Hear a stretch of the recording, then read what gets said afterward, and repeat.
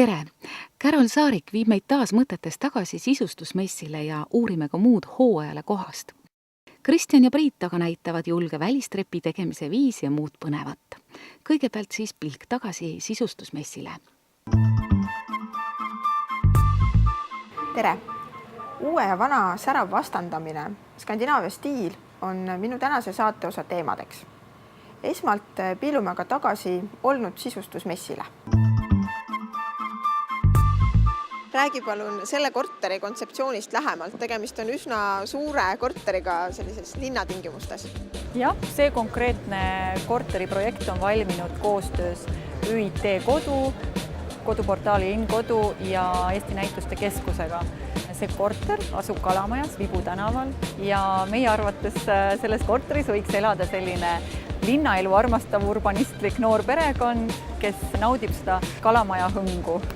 Ja selle korteri kontseptsioon ongi rajatud uue ja vana vastandamisele Skandinaavia stiilis rahulik, välja peetud, sellised karged, rahulikud toonid ja selline korter on just selleks, et näidata inimestele sellist vahvat eklektilist stiili, et kõik ei pea olema alati uus ja moodne, vaid sisse on toodud nimelt vana taaskasutusmööblit, sellist vintage mööblit, retrot natukene ja selliste nutikate lahendustega kodu võiks öelda. Tegemist on siis avatud köögiga elutoaga, siin jääb kindlasti silma see köögi tagasein, see ei ole mitte just väga traditsiooniline. Just nimelt ja see on selline põnev lahendus, et kuna Skandinaavia stiil ongi selline rahulik, välja peetud ja naturaalsetest materjalidest, siis meie otsustasime köögi tagaseinal kasutada laudparketti. Ja see on puhas tamme laudparkett ja minu arvates koostöös selle valge köögiga visuaalselt nauditav tulemus igal juhul. Telekatagune sein, et millega siin tegu on? See on nüüd ka täitsa põnev ja teistsugune lahendus, et teha just nimelt selliseks sõbralikumaks sein. Et esiteks oleme kasutanud seintel dekoratiivtellist. Ta ei ole läbi silikaatsein, vaid on dekoratiivtellis, mille oleme värvi alla pannud. Fassaadikivi oli sellest meil väga hea koostööpartner. Eraldi tahaks välja tuua ka Oot salongi, kust on pärit kõik retromööbel, TV-kapp, vannitoa valamualune kapp, peegel ja jalanõude restiesikus, mis jälle ruumi kokkuhoiu mõttes on hea lahendus. Samamoodi Elmet Treier, kes on teinud nii põnevad nagid, mis täna väga palju huvi on pakkunud inimestele. Magamistoas on taas natukene teistmoodi aksessuaaride riiul. Kas see on teie enda disainitud? Jah, see on täiesti meie enda disainitud, et jälle tuua natukene põnevust. Valgustid tulekuma poolt pakutud. Kaablid oleme vahetanud ja just nimelt, et näidata inimestele, et kõik on võimalik. Et kui sa ka kaupluses näed mõnda valgustit, mis sulle meeldib, aga võib-olla toon ei ole õige, siis kõike annab teha. Lapsetoas jääb silma selline lihtne, aga samas geniaalne lahendus elektripostidega, kuhu saab siis kõik vajalikku üles riputada. Jah, see on ka Karm Kristjansoni erilahendusega disainsein. Peretüdruk saab riputada endale meelepäraseid fotosid sõpradest, endast, üritustest, diplomeid, mida iganes. Hea koostööpartner on meil Norr 11, kust on võimalik saada väga head Skandinaavia stiili esindavaid mööbliesemeid. Juhiks tähelepanu teatud tuntud kõrge kvaliteediga Hans Krohe segistitele, mida siin on näha retrostiilis. No minu arvates on Homart siin Kalamajas küll nii taaskasutuse kui Skandinaavia stiili poole pealt selline suunanäitaja.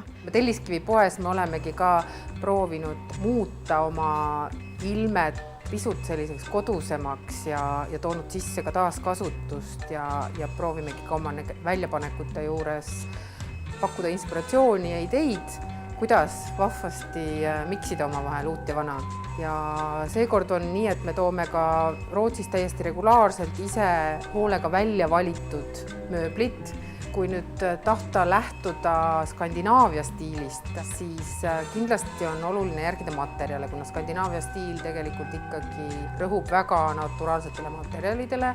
Võib-olla lähtudagi pigem sellest lakoonilisest värvikammast ja lihtsalt nagu erinevaid vorme omavahel miksida. Et tegelikult tõepoolest piisab võib-olla ka lihtsalt paarist valgustist, kui juba tegelikult see selline skandinaavialik lukk tekitataksegi ruumile. Suvel ikka minnakse külla õuepeole terrassipeole ja võetakse kingitus kaasa. Mida sina soovitad, mis sobib pea et igale poole? Absoluutselt alati on väga tore viia mingisugune kauni ümbrispotiga mingisugune kas terrassitaim või lihtsalt niisugune ajutine suvelill. No, meil on ka muidugi Hõumardis see omapära, et sisustuspoes me ka müümegi elusaid taimi ja ümbrispotte erinevaid. Kindlasti igasugused laternad. Väga tore on võtta näiteks kas või paar erinevat väikest sellist erksevärvilist klaaspurgikest, mida on võimalik riputada kas kuskile rõduserva külge või mingis aias kuskile puuokste külge, et annab niisuguse väga müstilise ja mõnusa meeleolu. Või siis juba sellised suuremad küünlalaternad, mida on võimalik kas siis lihtsalt asetadagi terrassile või kuskile terrassilauale, et sinna küünal sisse panna. Alati on vahva, ma leian ka näiteks kas või võtta üks lihtne korv, sinna sisse siis fantaasiale vastavalt kas mõned toredad puuviljad või hea vein. Jällegi, ma arvan, väga tore kingitus igale võõrustajale. See kohviku osa on meil ka selline juba traditsiooniks saanud. Siin on kas tore lihtsalt sõbrannaga natukene koos juttu puhuda või inspiratsiooni koguda enda kodusisustuseks. Meie kodu on meie kindlus ja selline mõnus vahva paik. Miks mitte muuta aga õueruum suveks selliseks toredaks ja hubaseks, kus vajadusel saab ka näiteks külalisi vastu võtta. Suvi on aeg, mil korraldatakse erinevaid aiapidusid. Mõnikord on vaja ka suurem seltskond ära mahutada ja istuma panna. Mis siin teha saab? Üks suurimaid laudasid, mis meil siin on 3,30 pikk, aga seda saab teha ka palju lühemaks, et sealt käivad need pikendused vahelt ära. Nendel on ka olemas oma koht seal laua all. Ja samuti siis saab ka nii teha, et kui need pikendused vahelt ära võtta, siis seda varju saab ikkagist kasutada, sest varju jaoks on veel eraldi keskmine tala, kuhu see vari panna. On selliseid tehislikke materjale, mis näevad välja nagu puit, et ei saagi aru, et oleks tegu plastikuga. Ja need on täiesti hooldusvabad ja sinna peale saab ka panna grillimisaluse, et kuumab nõu saab siis sinna grillimisaluse peale panna ja see alus käib siis ringi, et kõik, kes ümber laua istuvad, saavad seda kenasti mugavalt asjad kätte. Minu üheks lemmikuks õuemööbli osas on lamamistoolid. Kui valitakse välja polurtangist mööbel, saab sinna juurde ka lamamistooli ja kui puitmööbliga on tegu, saab ka sinna. Kas õuediivanid on samuti pikendatavad? Jah, neid saab samuti pikendada, et seal on olemas vaheosad, nurgaosad ja siin on 2 karkassivärvi ja musta värvi ja pajuvärvi. Ühel suvepeol võib vaja minna ka telki. Tänavu aasta on uus telk, mis on siis mõõduga 3x3 meetrit. See on alumiiniumkarkassi peal, kuid tal on väga head kinnitused, mida saab panna nii muru peale kui ka see lihtsalt terrassi külge. Ja ka küljeseinad on tal sääsevõrguga, kui ka siis saab täiesti kinni panna, et on 2 siini peal liikuvad seinad. Ja puiduskarkassid on juba siis 4. aastat müügis, nendel saab valida katusevärvi ja karkassi värve on ka 3. On pähklivärvi, musta värvi, valget värvi. No kui on ikka palju külalisi ja soov on olla aias muru peal, siis ei jää vist peale pidu küll murust midagi järele. On sellised toredad muruplaadid, neid on siis 2 mõõtu, 60x60 cm ja 80x80 cm. Ja need on siis töödeldud nii-öelda süvaimmutus on, et ei ole vaja mitte midagi teha. Võib otse maha laduda. Tänase saate auhinnaks on seesama vahva korv koos kõige selle sisuga Hõumardilt. Seesama tore korv sobib ideaalselt näiteks suviseks piknikuks. Kuidas seda kõike aga endale võita, selleks külastage meie Facebooki lehte. Kohtumiseni!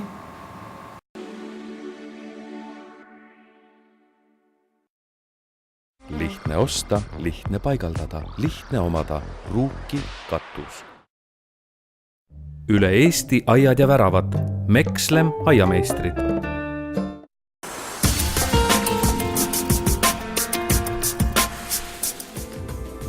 sisustusveeb.ee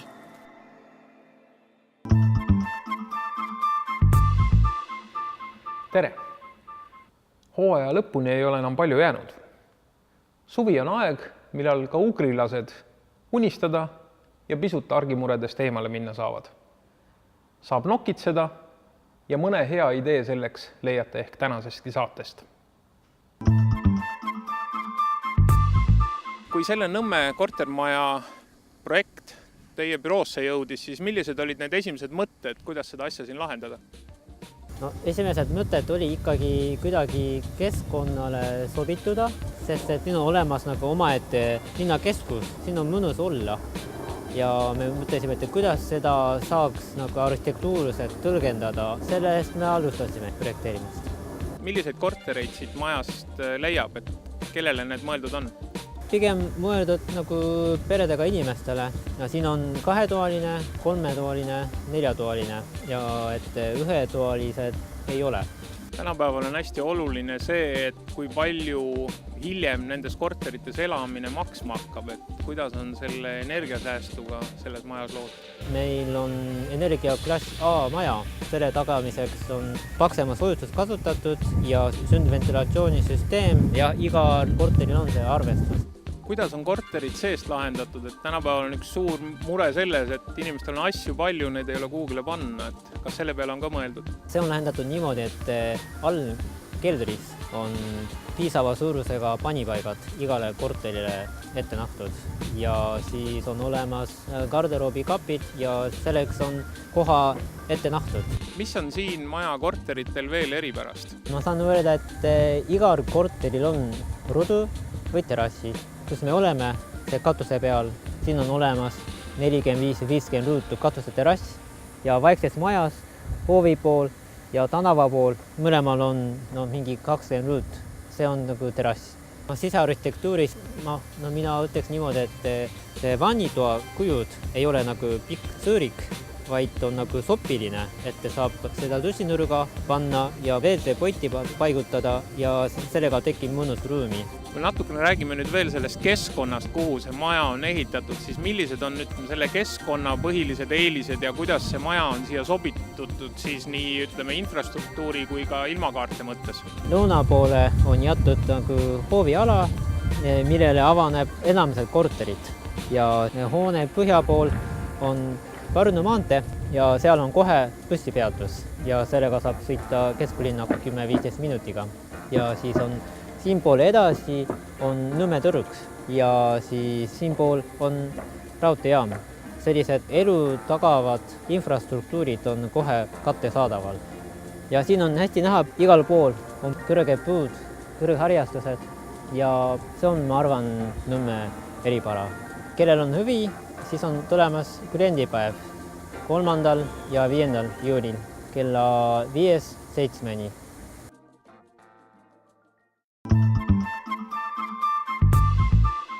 Turvafirma kleebis uksel tähendab, et pättidel tasub sealt eemal hoida. Vastasel korral on hetkega kohal lühikese jutuga mehed. Turvafirma tarnib mulle seadmed ja valvestab selle ära, aga kuidas see igapäevane töö siis toimub, et mille peale reageeritakse? No, valvesüsteemist on kasu siis, kui omanik seda valvesüsteemi kasutab ka. Et see tähendab seda, et kodust ära minnes tuleks kindlasti valve peale panna. Turvafirma juhtimiskeskus saab sellest teada, et see objekt on valves ja teda hakatakse monitoorima. Kui nüüd objektilt saabub siis mingisugune signaal, näiteks liikumisanduriga varustatud ruumi on sisenenud keegi võõras või näiteks magnetkontaktanduriga varustatud uksest siseneb keegi, siis turvafirma saab selle peale signaali ja siis koheselt saadetakse kohale lähim patrulliekipaaž. Kui ma nüüd tellin endale turvateenuse, siis millest see koostöö minu ja turvafirma vahel siis algab? Kõigepealt oleks hea pöörduda meie poole juba selles faasis, kui on olemas majaprojekt. Siis me saame sinna projekti peale kanda vajalikud andurid ja hinnata ära selle kaablite koguse ja siis selle töömahu. Seejärel, kui ehitus on jõudnud nii kaugele, et pannakse ette uksed-aknad, siis oleks mõistlik juba ka välja ehitada valvesüsteem ning juba tegelikult kogu see hoone valvesse panna. Sellepärast, et kui majal saavad avaused kinni uksed-aknad ette, siis hakatakse tihtilugu sinna ka erinevaid väärtuslikke esemeid jätma, näiteks tööriistad, keskküttekatlad, ehitusmaterjal. Nii et tegelikult oleks juba selles staadiumis vaja seda maja siis valvata. Kui keeruline see ehitamine on, et kas see on nüüd selline asi, mida ma võiksin ka ise teha või see on ikkagi selline spetsiifiline töö? No meistrimees saaks sellega kindlasti hakkama, et kaablit tõmmata kusagile seina taha ei ole teab, mis nagu keeruline ülesanne. Et nüüd andur sinna kaabli otsa ühendada ja teiselt poolt ta siis valve keskseadmes ära programmeerida, no seda peab tegema ilmselt ikkagi nagu välja õppinud spetsialist. Reeglina on täna vist olukord siiski, et meil on enamus asju on valmis, mida kõik valve alla peaks panema. Inimestel on remondid tehtud, kallid tapeedid ostetud, et kuidas ma siis oma maja valvestada saan? Selle jaoks on olemas tänapäeval juhtmevabad andurid. Kui tõesti on viimistlus korralikult tehtud või ei taha kusagil ühtegi kaablit näha seina peal, siis on spetsiaalsetel akudel töötavad andurid, mida saab siis väga lihtsalt juba ka inimene ise tegelikult kusagil ruumi ära paigaldada. Siin peab nüüd tähelepanu lihtsalt pöörama sellele, et need akud ei kesta väga madalat temperatuuri. Nii et kui on tegemist mitte köetavate ruumidega, siis sinna tasuks ikkagist kaaluda juhtmega andurite ühendamist. Looduslähedane elu on see, mille järgi hing ihkab ja suvi on parim aeg selle nautimiseks. Õnnelikel on maakodud ja seal, nagu mõnel pool linnaski, on kempsudeks lihtsamad ehitised. Need on reeglina ilma suurema veevärgi või äravooluta. Et nendest toredates majakestes meeldiv viibida oleks, tasub appi võtta mitu miljonit abimeest. Mikrobekk, mikrobioloogiline ensümaatiline vahend lampkastide ja sektekaevude sisu biolagundamiseks, aitab vähendada tühjenduskordade arvu, suurendab paikse reoveepuhastussüsteemi efektiivsust, eemaldab ebameeldiva lõhna ja avab kanalisatsioonisüsteemi ummistused. Ühes väikses tabletis või annuses on koos umbes 400 miljonit bakterit, mis lagundavad nii prahi, paberi, taimejäätmed kui ka rasva. Järele jäävad vaid lihtsamad keskkonnasõbralikud ühendid ja vesi.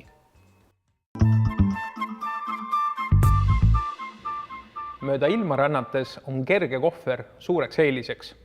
Kui aga paikseks jääme, siis kipub varandust kogunema hakkama. Hea, kui see kaitstud on.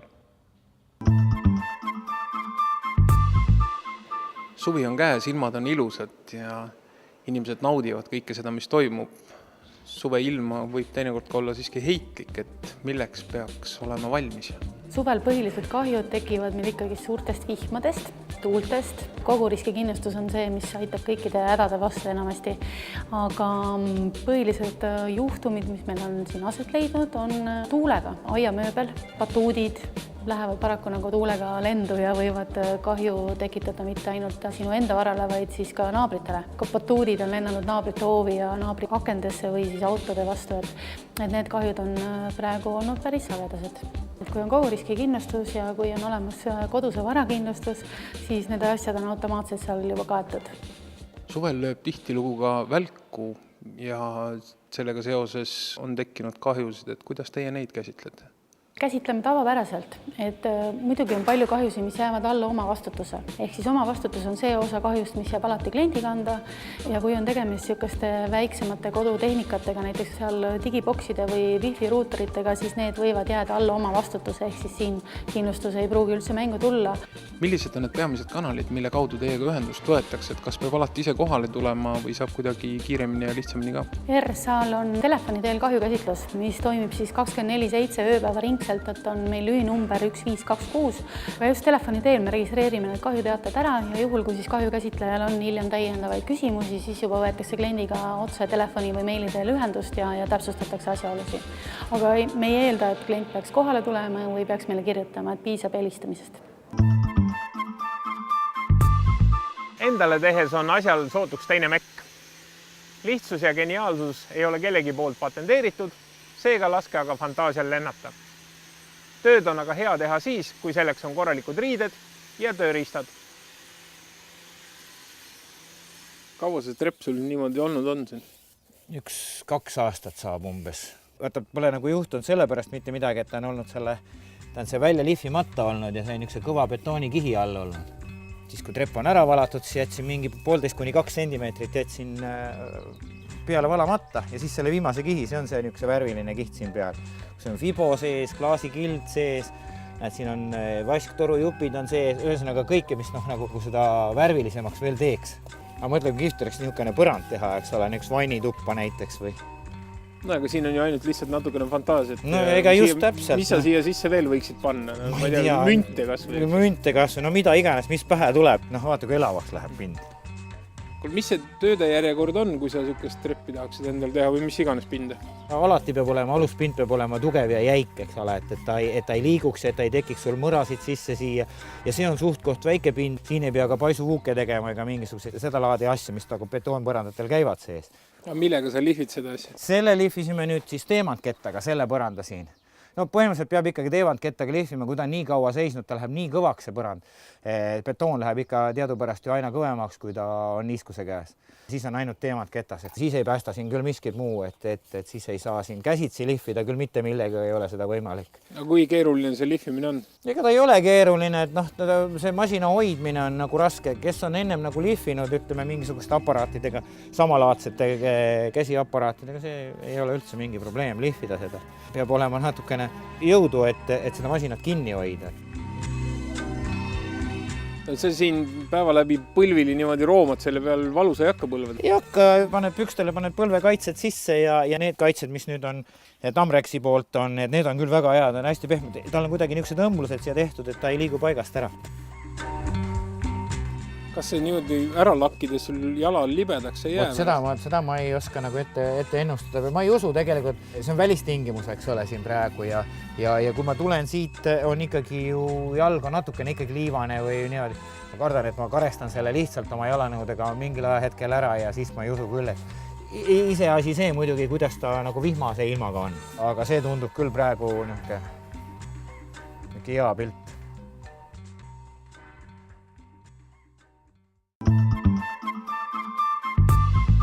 Kohtume teiega jälle järgmisel laupäeval.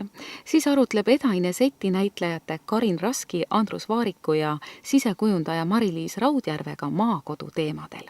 Tuletame teile meelde, et ootame endiselt vastust küsimusele, mida tähendab piimavann. Auhinnaks seesama mõnus massaaži dušikabiin Santecolt. Vastuseid ootame meie Facebooki lehele ja võitja teatame 15. juuni saates. Täna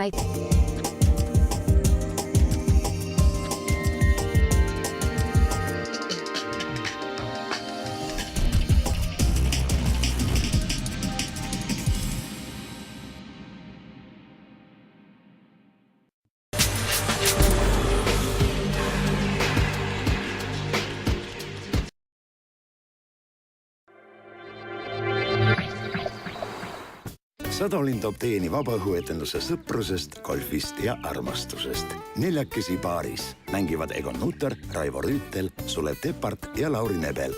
Alates 12. juulist Jõelähtme golfikeskuses.